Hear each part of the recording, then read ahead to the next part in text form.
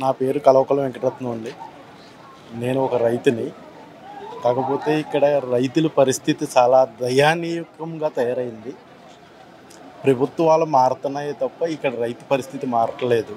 అందుచేత పవన్ కళ్యాణ్ గారు ఇది చూసి వెళ్తున్నారు కనుక ఏదైనా మాకు మంచి చేసి ఈ డ్రైన్కి ఇరువైపులా గట్టు పెడితే మేము రైతులు మరలా వ్యవసాయం చేసుకోగలం.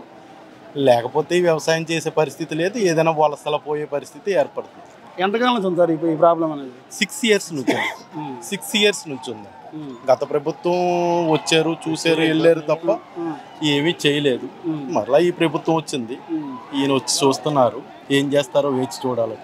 ఏం చెప్తారు మా ద్వారా పవన్ కళ్యాణ్ గారు చెప్పండి రైతాంగం తరపున? రైతాంగం తరపున ఆయన చూసి వెళ్తున్నారు కదండి. ఇప్పుడు ఇంకా మనం చెప్పేది ఏమీ లేదు. ఆయన ఏం చేయాలనుకుంటున్నారో చేసేది. మన సమస్య మనం చెప్పడం మన సమస్య వచ్చి ఓన్లీ డ్రైన్ ఇరువైపులా గట్టు వేయటమే. గట్టు వేస్తే సరిపోతుంది. సొసైటీలో మాకు రుణాలు తీయటం ఎలా ఉన్నా కనీసం వడ్డీలో రాయి తీస్తే సరిపోతుంది. వడ్డీ రాయి తీస్తే మరి రీషెడ్యూల్ రుణాలు చేస్తే మళ్ళీ రైతు కోలుకుంటాడు. కొబ్బరి మొక్క వేసి పెంచుకునే అవకాశం వస్తుంది. ఒక కొబ్బరి మొక్క వేస్తే కూలీలే కాదు, ఒలుపు వాళ్ళు, వ్యాపారస్తులు చాలామంది బతుకుతారండి దాని మీద. ఇక్కడ ప్రధాన పంటే కొబ్బరి.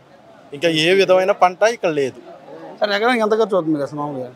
ఇప్పుడు ఎకరానికి మాకు ఖర్చు పెట్టి వేసుకోవటానికి ఒక 15,000 రూపాయలు అయితే మేము మళ్ళీ వేసేసుకోగలమండి. అది ఒక 5-6 ఇయర్స్లో మళ్ళీ మేము దాన్ని నుంచి ప్రొడక్షన్ తీసుకోగలుగుతాం.